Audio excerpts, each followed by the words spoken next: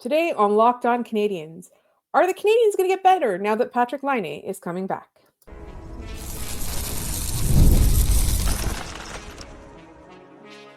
You're Locked On Canadiens, your daily podcast on the Montreal Canadiens, part of the Locked On Podcast Network, your team every day. Hi there, everyone, and welcome to episode 1196 of the Patrick Laine Chronicles. We are brought to you today by FanDuel. You can start the season with a big return on FanDuel. New customers can place a $5 bet, and you'll get started with $150 in bonus bets if you win that first $5 bet. Visit FanDuel.com to get started. My name is Laura Sab, also known as the Active Stick, and I'm joined, as always, by the wonderful Ian Boisvert. Ian, it is a momentous day today. I don't even know what to say at this point. You take it away, because I feel like you've been waiting for this longer than I have. I'm so excited. I feel bad for Joshua Waugh. I've never been this excited to see a player get sent down. And it's not fair to him. He was sort of brought into this situation to come up in just a way that it was never going to be. Hey, he's going to stick around for a long time this time. But of course, that signaled to everyone that the Patty Laine era is upon us. I have personally been waiting for this moment for going on 8 years now, since the 2016 draft, when I was there in person, and Laine was one of my favorite prospects available in that draft. Montreal did not pick him. They didn't have the opportunity to, and that draft sort of signaled the beginning of the end of whatever was happening in Marc Bergevin's time in Montreal. So there's that. But finally, we get to see the key central acquisition of the summer, really across the NHL. There were a bunch of big moves. This was one of them. Yeah. And to me, it signals that we get to see the Canadiens as they were intended to be seen, which is not something we've been able to see this year due to the fact that the guy that they acquired, that their highest paid forward has not yet played a game for them. So very excited. It's hard not to feel excited. Very just ready to watch him in action and hoping that, he can put a couple in the net for us. That'd be pretty fun. Yeah, and I think, this is kind of on the earlier end of the recovery timeline that was set out for him. So 2 to 3 months. We were predicting Christmas. It is now just after American Thanksgiving, and Patrick Laine is coming back. He also seems quite excited to be back, judging from his Instagram stories. All signs are pointing to, right? Like Ian, why would they send Joshua Waugh down if it was not for Patrick Laine? As our listener Boondoggle pointed out to me, no, it's because they're putting Michael Pezzetta back in the lineup, which is very funny. I don't think, let's be clear, to this point, as we were recording this, we don't know that he's playing.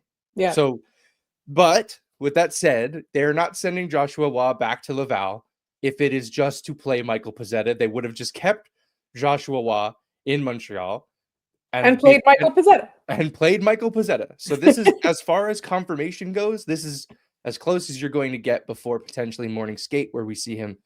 By the time you're listening to this, you might already see him. He might have a line pairing. It might be announced that he is ready to go.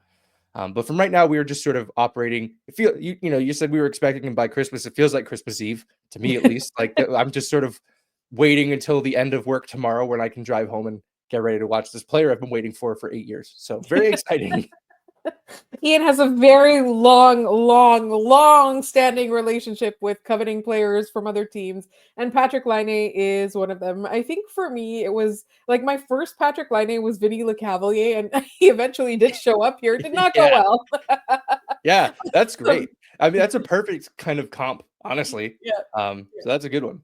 But you're actually getting the player in his prime, actually playing.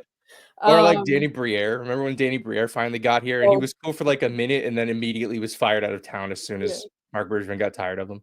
Yeah, that was a very short leash. To be fair, that was a very tough assignment, right?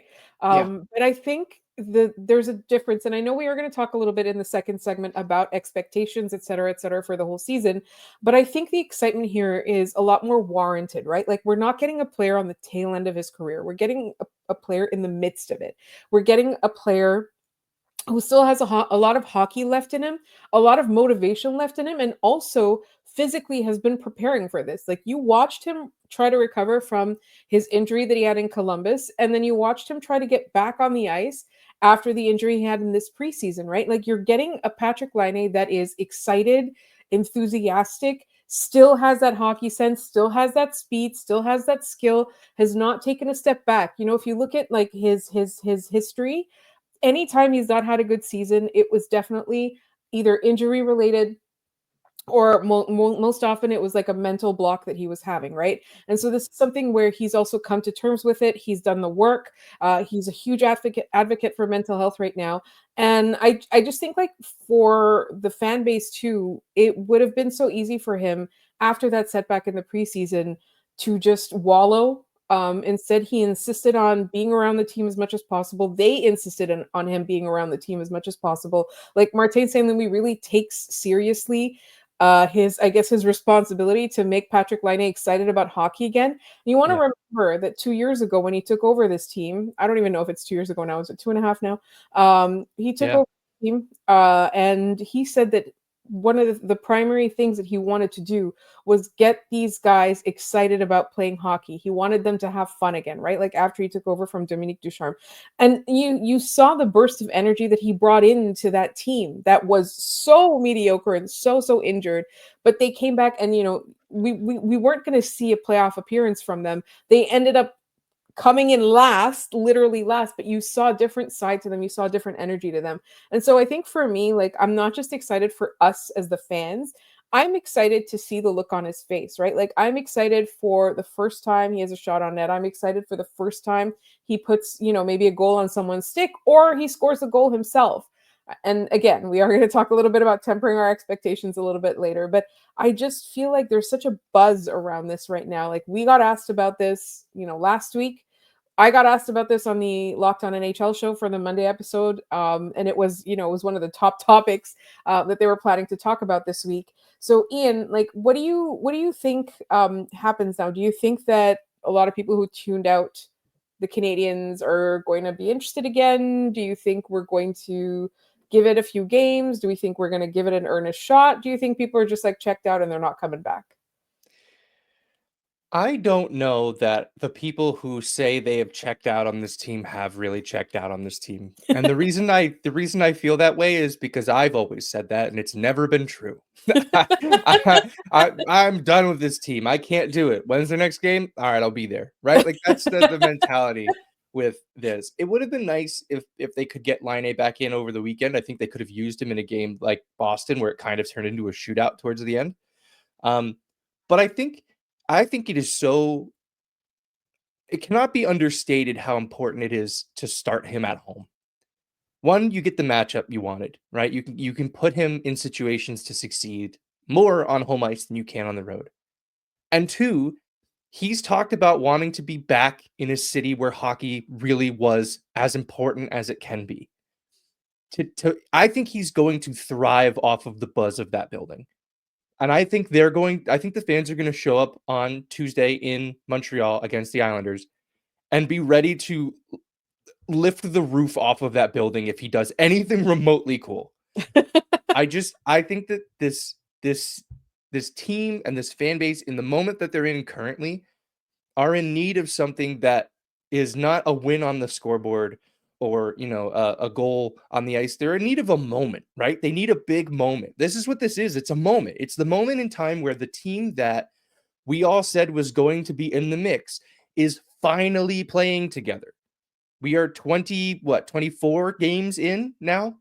They're finally a team now. It almost feels like the season starts Tuesday, to me anyway, right? Like, of course, they've dug themselves a hole. That is what it is. But the team that they assembled is now together. It cannot go overstated how important that was to the Canadian season to this point.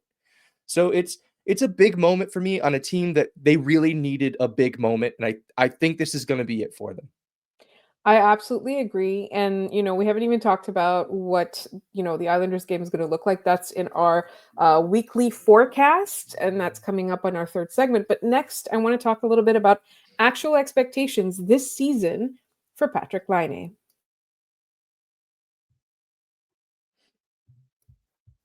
This episode is brought to you by PrizePicks.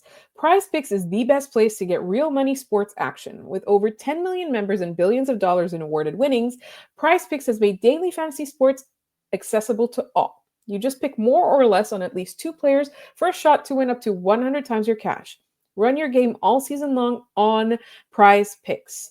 You can now win up to 100 times your money on PrizePicks with as little as 4 correct picks. It's so easy to use, and they offer Venmo now for quick and easy deposits with withdrawals into your account this sports season. Sign up today and get $50 instantly when you play $5. You don't even need to win to receive the $50 bonus. It's guaranteed.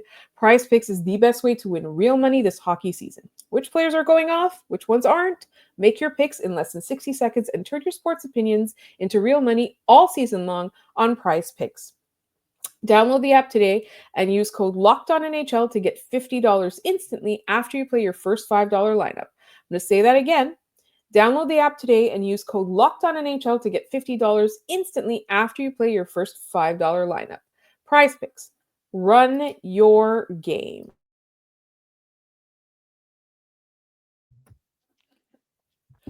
All right, so with the Patrick Laine coming back news, or potentially coming back news, it comes with it a certain set of expectations. And I don't think it's unique to Montreal Canadiens fans, but I do think as hockey fans, we do tend to expect a little too much, or sometimes a little too little, depending on the situation. And I think we kind of need to manage our expectations for this player because he's coming back from an injury and a lot of time missed. So what do we think is going to happen? We're seeing it with Kirby Dach. It's taking him a long time.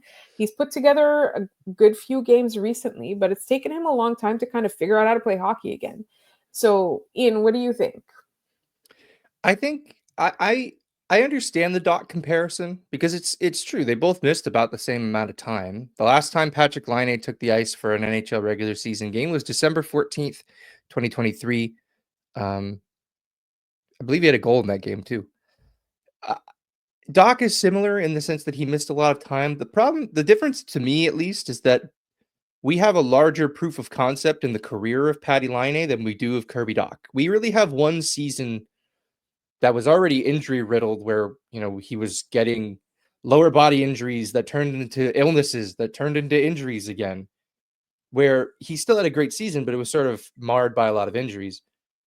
Patty Laine, we know, has good hockey in him. We know. With Kirby Dach, it was, he got hurt and it's a huge shot to his development. Patty Laine is what he is. To me, I think the Canadiens have to make a decision on what they want to do with Laine at this point. Is it we want to ease him back into the lineup and play him lower in the lineup with, to be honest, lesser line mates? Maybe playing him with a Jake Evans or playing him with a Christian Dvorak? Or do you want to put him in the best position to succeed and play him on the top line with Suzuki and Caulfield?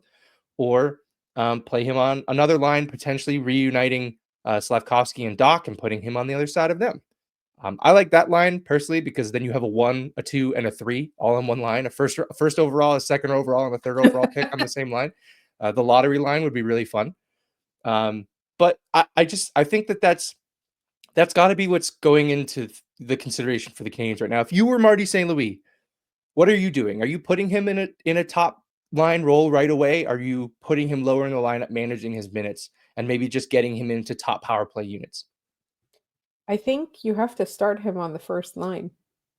I think Sort if of we're where going I'm to at. talk about, I think if we're going to talk about what a moment this is, you can demote him later. It's fine. you can do some line blending, right? But you have to start him on the first line if you're in Montreal, having the season that you're having right now, after a frustrating weekend, particularly against the Rangers. You're talking about a moment. You have to put him in the starting lineup. You have to put him on the top line, and you got to start that lineup. You got to start that line, right? And then you never know, right? Like they might instantly find chemistry together. They might instantly make each other better. But I do think that eventually there will be a point where one of those top liners is going to have to go to another line to make everyone else better, right?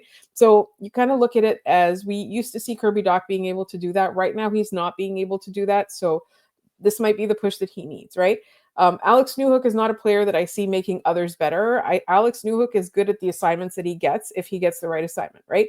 It's just he's not a Patrick Laine type player. He's not a Nick Suzuki type player. He's not bringing out the best in someone, but the best is often brought out in him, right? I feel like it's kind of a what do you call it? Unreciprocated equation, right? And there's a lot of players like that on this team. And so you can pair Patrick Laine or Nick Suzuki or whatever with one of those guys. But I think there is absolutely no reason not to start him on the first line. And in fact, just for the fans and for Patrick Laine himself, you got to put him on that top line. You got to start him there. Yeah, I would. It would be really difficult to resist the temptation of putting him on the top line first of all, and second of all, putting him in the starting lineup at home when they're going to announce his game right as the game is getting started, and that place is going to vibrate. Like that's the sort of like if they want to take advantage of this moment and use this as a springboard to kick off what is a very critical month for the Canadiens and what is one of the softer sections of their schedule that they have all year. We'll get into it in our weekly forecast, but they're on a 5-game homestand. 7 of their next 9 games are at home. It's a critical moment for this team if they want to start to, as the team has sort of used as their mantra lately, win more than they lose. That this is important to them. So it's important to them to capitalize on moments like this. What do you do to the power play? I'm really curious because I don't think you can. I don't love the idea of starting Laine on power play 2.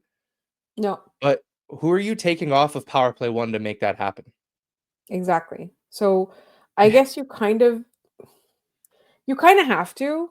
And then you move it around, right? And then so that can be your easing in, right? You start him on the top line for the beginning of the game, and then you put him on power play 2, just so that he doesn't get his tough assignments. And I think, part of the reason is there's only 58 games left in the season, only like 3/4 of the season is still so but like out of those 58 games, I think it's good if he's able to play 50, right? Yeah. You got to give him some cushion. He is coming back from an injury. You got to give him some time. There might be games that he misses. So he plays 50 games, right? In all of those 50 games, do you think he's going to be on the second power play unit? I don't think so. Absolutely not. No, especially not if Kirby Dach doesn't figure it out, right? Like that's a big part of this is Kirby Dach's getting top power play minutes and he's not really doing much of consequence with them. That's why I asked the question is, you can replace a Kirby Dach on that unit with a Patty Laine and maybe move some guys around so that Laine isn't doing the mucking work along the boards. He's maybe in the slot and he's the bumper guy. That's exactly it. It's because if you remove Kirby Dach, you have to give him Kirby Dach's assignment. Yeah. And that's Unless not what he's suited for. Right. And maybe that's where a guy like Uri Slafkovsky can help sort of bridge that gap because Slafkovsky can be that board battle, muck it up in the corners guy. Right? Like that's important to his game as well, right? Like that's a big part of Slafkovsky's game is being dominant down low and along the boards. I find it hard to believe that they're going to put that all together without a single practice, which is really what it is. I mean, morning skates the day of a game are usually like, they're not doing a full practice those mornings. Maybe they do on this occasion, given that the lineup might see some pretty big changes. But that I think carving out Laine's role into this lineup is going to take some time, like figuring out where he slots in now, because it looked clear in September, right? It looked clear then. Now I don't know because we don't know what because Kirby Dach has disappointed. It kind of puts that second line that was built into a bit of question. Slafkovsky's somewhat disappointed. He's not really in conversation for the top line. So, we can take that lineup we saw in those preseason games, the Franken lineups and put them together to how we thought the regular season would have started. But I don't really know how much of that matters anymore. Like we're in a different world now. Not only are we in a different world, but like most likely if you are going to put Patrick Laine on that first power play unit, it's not one guy that comes out. It's 2 guys that come out, go on the second unit, and someone else gets moved up, right? Like there's a lot of trial and error that's going to happen there because I really don't think it's a situation you're talking about moving around some guys. Yeah, but you could also just take 2 out, put 2 others in, and then see how that works. And then maybe your second power play unit gets better. or eventually one of them scores a goal. And so well, I'm very mean. I know there was a period of time where they were the only ones scoring goals on this team, but like right now, I'm just trying to, like, for the sake of Patrick Laine, I'm trying to see what the best situation is for him. And I don't think that, I don't even know, like, they have to play him on the power play if they get one. They have to. They can't not do that, right? So Yeah. they're gonna stick him in somewhere where it's not been practiced. It's gonna look out of place. It's gonna disappoint. But if he scores, just imagine he scores in that situation, in that situation that's extremely not suited to him. I've been imagining that situation for 8 years. So if it takes one more game, that's okay. All right, we are talking about Patrick Laine's return, and it's going to have a huge impact on the week. As you know, it is our Tuesday episode, so we are about to have a weekly forecast, and trivia's back, and that's all coming up in just one moment.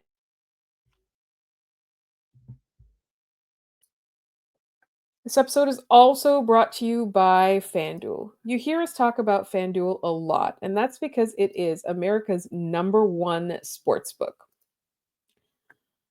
Get ready to tackle the NFL action with FanDuel, America's #1 sportsbook, because right now, new customers can bet $5 and get $150 in bonus bets if you win. The FanDuel Sportsbook app gives you everything you need to place live bets on the NFL all in one place. And I find that app so easy to use. You can bet on the NHL, you can bet on all the sports. So when you get a hunch in the middle of the game, you can check out the latest stats, view live play-by-play, and so much more on the same page where you place your bets. Just visit fanduel.com to join today. You'll get started with $150 in bonus bets if you win your first $5 bet. I'm going to say that again. You'll get started with $150 in bonus bets if you win your first $5 bet. That's fanduel.com. Never waste a hunch and make every moment more with FanDuel, official sportsbook partner of the NFL.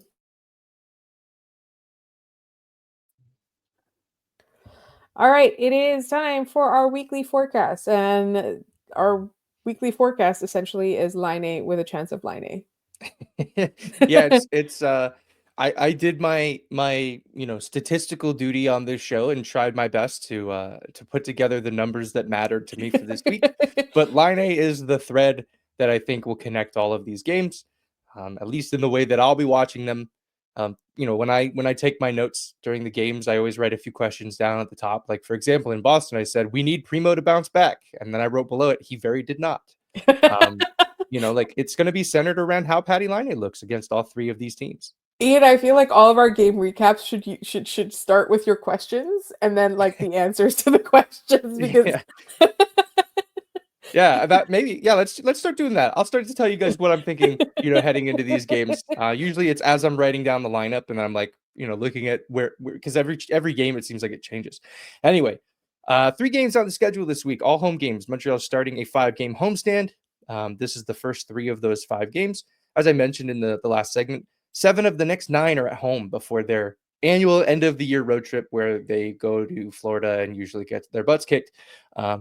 This time, though, they are playing the Islanders on Tuesday, Nashville Thursday, and Washington on Saturday. 2 of these are rematches, and we'll start Tuesday versus the Islanders, who are 9, 10, and 6 with 24 points, 7th in the Atlantic.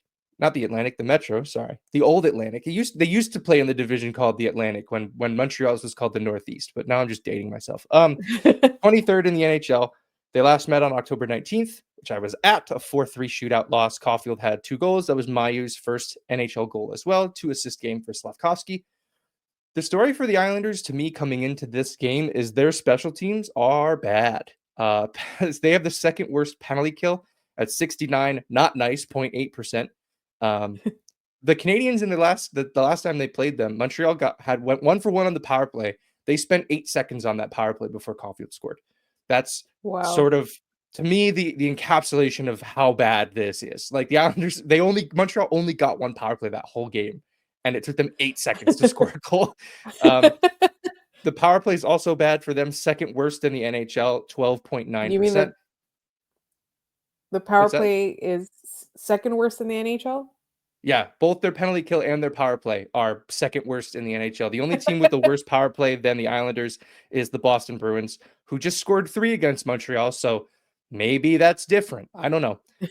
They were 1 for 6 against Montreal the last time out. So, Laura, what are you looking at in this game against the Islanders? Honestly, I would like to see them bounce back from that game against Boston. Now, we did talk a lot about goaltending costing them that one, but they had such a good game against the Rangers, and then coupled with Caden Primo not being able to stop anything, I did feel like towards the end of the game they were kind of losing their confidence, and I'm a little bit nervous about that. So Yeah. what I really want to see, we talked about it. We always talk about killer instinct on this show. You always talk about protecting the puck. Like for me, what I want to see is I'm looking for body language. I'm looking for them coming in and playing, playing a tough game, like starting because the Islanders, despite how not great they are, especially with special teams, like they are a really difficult team to play against, right? They get in your face. They essentially grind on your nerves until you lose the game. And so the Yeah. Canadians really need to have to be able to overcome that, right? And I'm really hoping that the injection of Laine, again, if confirmed, really gives them that energy, because I am a little bit concerned about them being defeatist again. This is an immature team. It's hard to motivate them. So that's what I'm looking for. Yeah, and you said the one that I say, the free space on my bingo card, which is protect the puck. Against the Islanders the last time around, they didn't really do that. And there was that one shift the Islanders just had the Canadians hemmed into their zone for, I think, 6 minutes, and they didn't end up scoring. It was one of the weirdest shifts I've ever seen. But I just remember looking over at my friend because we were at the game together. I was like, I've never seen this before. It was a 6-minute power play, except Montreal had all their guys on the ice. And I also said take care of 5-on-5 because they think the Islanders' special teams stink, and those moments should take care of themselves. But if you win this game at 5-on-5, you'll win this game. I don't think that's much of an issue there. All right, heading into our next game against the Nashville Predators on Thursday. Nashville was one of the big winners of the offseason Stanley Cup, and then they have immediately been one of the worst teams in the National Hockey League. 7-12-6 for 20 points, 7th in the Central, 30th in the NHL. Montreal is just behind them in 31st. So put that in perspective. As bad as Montreal has been, Nashville was supposed to be a lot better. Last season, Montreal played Nashville twice, a 2-1 loss where Jake Evans had the only goal towards the end with the extra attacker, and a 4-3 overtime win. They were down 2-0 in that game. Goals from Gallagher, Savard, and Waugh pulled them back in, and Suzuki had the overtime winner. Suzuki and Caulfield 2 points each in that one. The record for Nashville looks bad because it is. They're not playing particularly well. The team can't score. They have the worst goals per game, 2.32. The goals against per game is also not great, 3.16, 21st in the NHL. Special teams are good, tied with Montreal on the power play at 20.8%. And they have the best penalty kill unit in the league, 89% for Nashville. It's kind of shocking that they have the best penalty kill in the league and it seems to not matter a touch. The new additions have not worked in Nashville. Stamkos has 7 goals in 25 games. To put that in perspective, Emil Heineman has 6 in 23. So not super great for Stammer there. Emil Heineman better than Steven Stamkos, confirmed. You're hearing it more and more, Laura, and I think you will hear it more and more going forward. Jonathan Marchessault, 12 points in 25 games. To put that in perspective, Brendan Gallagher has 13.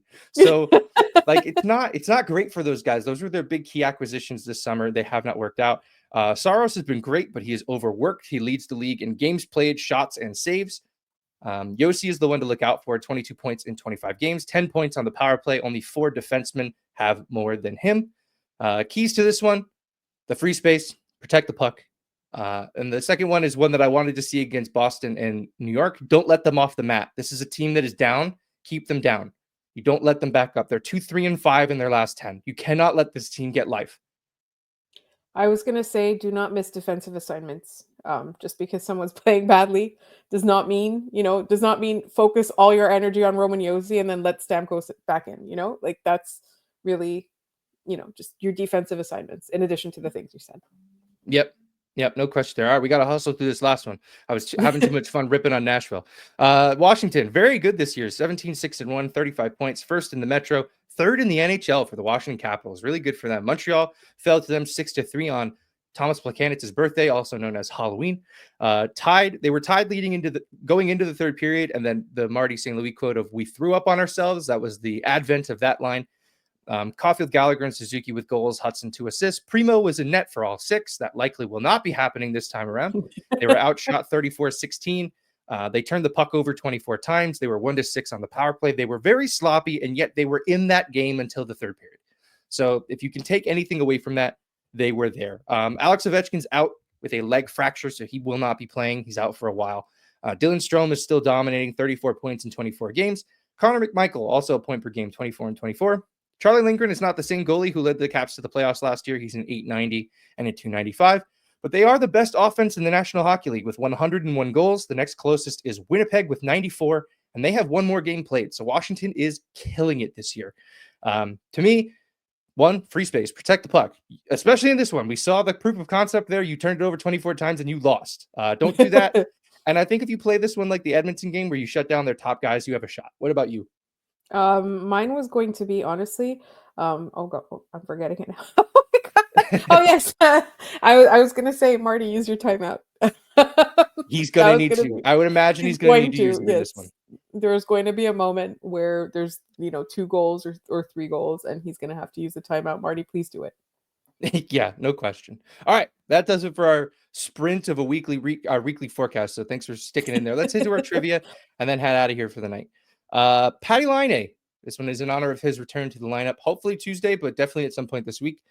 Patrick Laine played one game in the short-lived North Division of the 2020-21 season before being traded to the Columbus Blue Jackets. In that game, he had 3 points, an assist, and 2 goals, one of which was the game winner in overtime. Who did the Jets beat in that game? So it was his last game as a Winnipeg Jet, his only one in the short-lived North Division. Who did the Jets beat in that game? I will point out that was also the game that the first of the season where the coward Mark Scheifele had to sit for his suspension for hitting Jake Evans in the head. So that was for you, Scott. The coward Mark Scheifele did not play in that game. So good luck. If you have the answer of who the Jets beat in that game, put it in the comments below. We'll pin whoever gets it right and mention you on the next episode. Thank you for that, Ian. I'm now trying to think of who that is. In the meantime, while you guys think of who that is as well, remember to subscribe to this podcast wherever you get your podcasts, as well as on YouTube. We're free and available everywhere as part of the Locked On Podcast Network. Patrick Laine is coming back. It's going to be an exciting team here on Locked On Canadiens, although I do feel like we are an exciting team. You can find us all over social media. We're on Blue Sky, we're on TikTok, we're on Instagram, we're everywhere at Locked On Canadiens. Our Gmail is also Locked On Canadiens. You can find me everywhere at The Exit Stick. You'll find my co-host everywhere at Maybe It's Ian. Thank you so much for listening, everybody, and we will see you tomorrow after what we hope is the Laine return game.